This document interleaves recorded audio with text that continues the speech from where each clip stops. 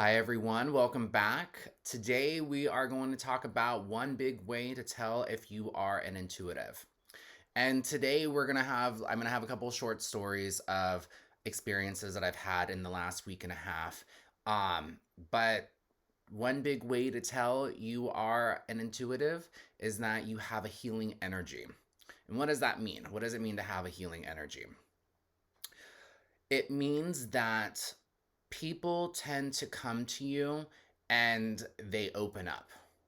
And you might be having strangers that just come up to you and then they end up telling you their life story. Or maybe you were out and about and you could be in a club just meeting someone for the first time and they're just sharing with you some their life story, like, or there's something really big that just starts coming out. And I still, have experiences with this where I'm just kind of like, how are we here? Or like, what is happening? Um, and what do you do with it? And fortunately, because of my all the work that I've done um in the last like 10 years of trying to understand what I'm supposed to do with it. And what can I do to protect myself? Um, and how to just navigate through because it's going to happen. It keeps happening. It's been happening. Um, I just now have better understanding of it. So let's start with, I have three Uber stories, you know, and in like a 7-8 minute drive, it just, we go into it. So the first Uber driver was a guy, and I do my best when I get into an Uber because you are getting into someone's personal space. And when you're for me, because I'm so sensitive, and I think everybody else can feel this too, you just get in and sometimes you don't know what to do. It's all dependent on the energy of the car that you're getting in. It depends on how, the energy of the person, maybe who's been in the car. Um, and I do my best to kind of just like break the ice. I always say, hi, how are you? Have you been driving, all day? Are you from the area? Because, some people, take rides distances and end up just driving in a new location. And with that type of small talk, it's just easy to break the ice and we both feel better. Sometimes. Some people just don't want to talk, and that's fine too. Uh, but with this guy, we started talking about people watching because, and, for someone who likes to drive and you just get all of these new riders in, it's a definitely prime job to just really people watch and you get to engage with them. And we kind of, as we were talking about that, he goes, yeah, unless you get the psychos. And I just remember being like, I thought I felt like he was referring to like male energy, and then in my head I was like, that's sexist. And I was like, I bet you there's a bunch of women who are psychopaths too that just don't I think it's all around. There's a lot of psychopaths. But he was like, yeah, no, this one was a guy, and he goes, yeah, he sat right behind me and it was really uncomfortable. He wasn't talking. It was Christmas Day. And he goes, I should have red flagged him. It felt weird, someone when they sit behind you and they're just not engaging. So that was like red flag one. But he's like, it's another thing when they have you drive them to a state park um at night. And he was like, yeah, and then he pulled out a kitchen knife and stabbed me twice in the neck, and he's like, I fought him off, and the knife went in my hand and I grabbed it and the handle broke and he ran away, and he's like, yeah, I drove myself to the hospital. And then he proceeds to like pull his neck collar and you can see like the scars, and he's like, yeah, it was in the newspaper, you can Google it. And I just remember just being like, fuck, like, this is like for real. And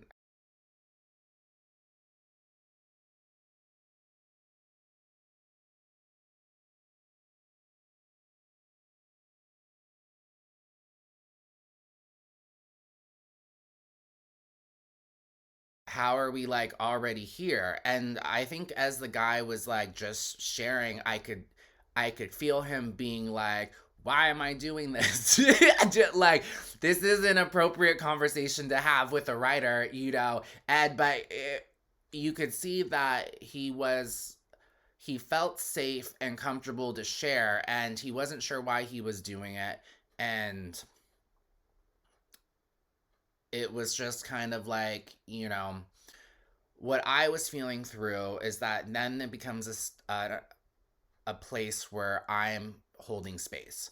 So the stuff that was coming through for him was his intuition was going off, and he wasn't listening to it because there was all of these red flags with the writer. And the fortunate thing is that they missed his like artery by like less than half an inch. And from that point on, he's like, yeah, I'm just listening. He goes, I'm feeling more confident about listening to my intuition, and my job was to basically give validation for him that all of those experiences, well, yes, they're real. But the intuition part is just continue to listen to it more. And as you are in the car and you are uh reading energy, learn to listen and maybe get validation to what feels good and what doesn't, right? And in a very short period, because mind you, this is like in 7 minutes, all of this went down. That I'm like jumping out of the car and bidding him farewell. So then, like 2 days later, I take an Uber from volleyball, and this woman, she starts commenting on my fitness. Um, and she goes, "Oh, way back in the day," and mind you, she was probably in her maybe late 30s, maybe early 40s. And she was like, yeah, back in the day I used to be like really into fitness too. And she looked a bit out of shape, but and what? And I was trying to be encouraging, and I was like, well, it's never too late to get back into it. And then she was like, yeah, I have all the excuses in the world, but I really struggle with, getting into that frame of mind. And she goes, I used to be anorexic and bulimic. And anytime that I start working out, or anytime that I start getting fixated on um, food or anything, she tends to unravel, and it just becomes a thing. And then she's like laughing, and she's like, I don't even know why I'm saying this, but she's like, I haven't had the urge to purge in quite some time. I just know that if I start doing it again, things will happen. So in that moment, again, because I'm just now, this is only a couple days after the stabbing conversation, where I'm just kind of like, shit, how are we here again? But when I started listening, and she even said, after she said the urge to purge, she's like, oh, I'm missing the whole another piece. So she also was like, yeah, I'm really trying to understand, pronouns and get better at it. And I just thought that that was a weird, transition from, eating disorders to now trying to understand pronouns in like the same sentence. But she's like, I'm really doing my best. And my daughter, like my 12-year-old daughter, is really helping me understand. And she's like, even the whole like pansexual thing. And I was curious, and I was like, okay, like, I was like, I think a lot of people might be more pansexual or bi than they realize. I think sometimes, it's just about the energy. And when they realize that, you know, we can pause for a second. Attractive is attractive regardless of what gender you are, um, or what even gender that you're into. And I think with the right energy, people tend to be more open, and it's amazing what people will do when they feel safe in a safe environment with, people they feel safe with. And she's like, yeah, but, while I agree with that, she's like, the whole pronouns thing, my daughter was like, if a woman is with a man and the man ends up being trans. She would technically be straight. And then she goes, but if she transitions to if the male is trans and he transitions into a woman, the woman who is in the relationship with the trans, she is pansexual if she is still in love with the same person. It had nothing to do with their gender expression. She's in love with the person. And, that she's like, that was her definition of pansexual. And I was like, that's a really good one. And where she also was talking about trying to understand pronouns, she's like, I've always related with trans people. And she goes, I'm not gay or trans by any means, but she's like, as someone who has struggled with an eating disorder all her life, she understands what it's like to hate the body that you're in.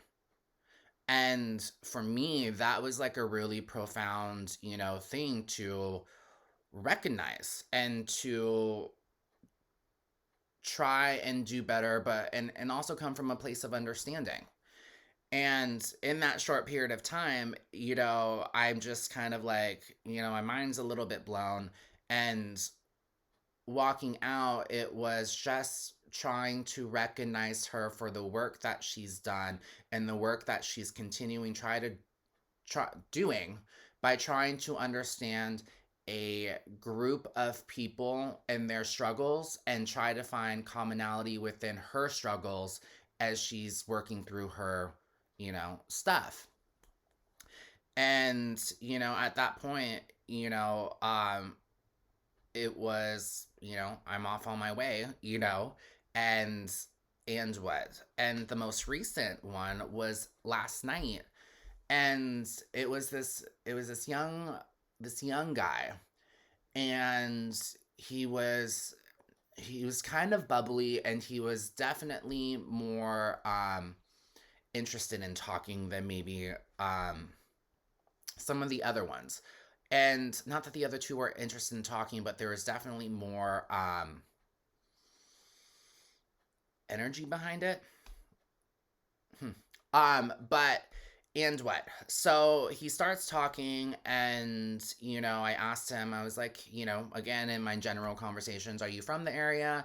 And he was like, yeah, but I'm kind of a nomad. He goes, I enjoy the nomadic lifestyle, which is why I like to drive, for Uber, because I can always drive to new places and I can go hike. And, he goes, I really feel like, when I can go be out in nature, I feel like, some people like to go to church. And he's like, I don't know. I feel like this is kind of like the same thing. And I was like, 100%. Like, church doesn't mean having to go into a temple. Church can be anywhere where you feel closer to, God or whatever it is that you believe in.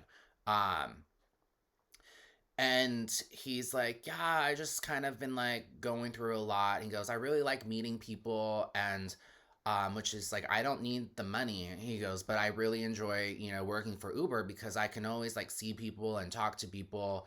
And he said that he was like, I just, recently deleted all of my like contacts in my phone.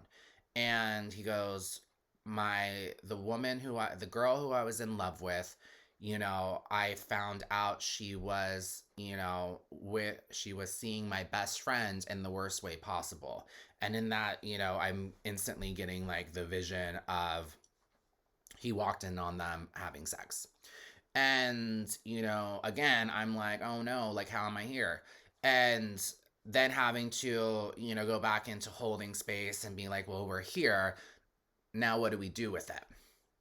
So he proceeds to share that, he lost two of his best friends, and that, the betrayal, the hurt, the trust issues. He's like, I just deleted all of my contacts with very few like family members.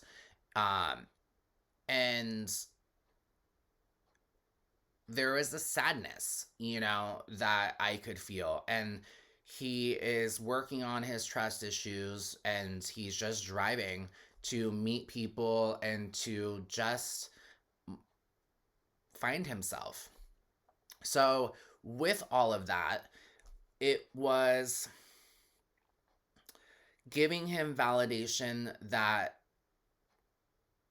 he is doing what he's supposed to be doing, and that it's big work to go out and find yourself, and it's a hard thing to cut all the contacts off in your life and to start again, and to listen to his intuition when he gets the sense that things aren't right. And just because you really love and care for people, sometimes you really need to take off the rose colored lenses and see things for what they are, instead of trying, when you get signs, symbols, and synchronicities, and putting your head in the sand and being like they don't exist. Because at some point in time, you're going to have to lift your head up out of the ground and then see things for what they were. And it can be really hard. But if you start listening to your intuition when real things are happening, like if some, and one of the things that I said to him was that, keep doing what you're doing. And when something doesn't feel right, don't question it and don't try and find reasons to um, justify, not listening to it. Just trust it for what it is and see where it takes you, you know?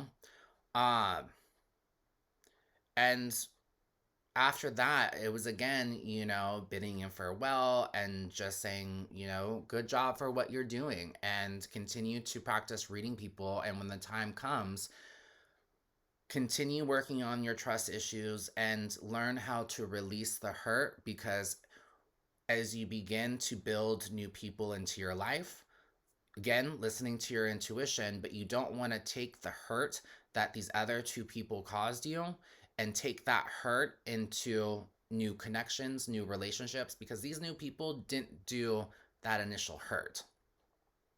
And but you are going into it with a new attitude with these new people.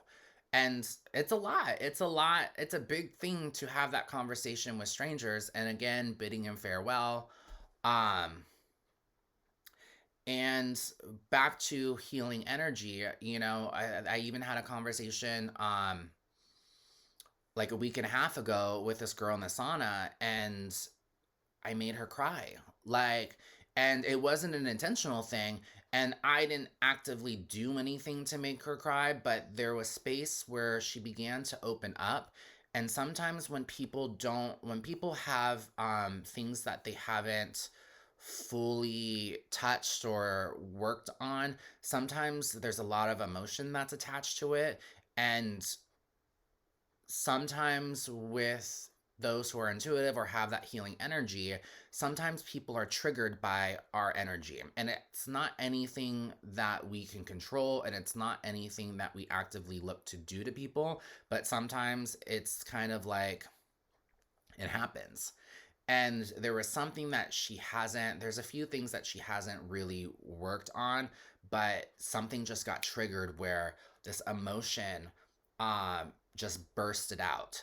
And it's when you're sitting in a sauna, you're in a hot box, closed off area, and then when someone has like a big emotional surge, it's a lot. There's a lot of stuff going on. But for her in that moment, it was just reminding her that there are some things that need to work on. And again, you don't want to anchor there because it's a public space, it's a stranger, but at least give them some tools that when the time comes, there's some work that obviously still needs to continue to need to be done.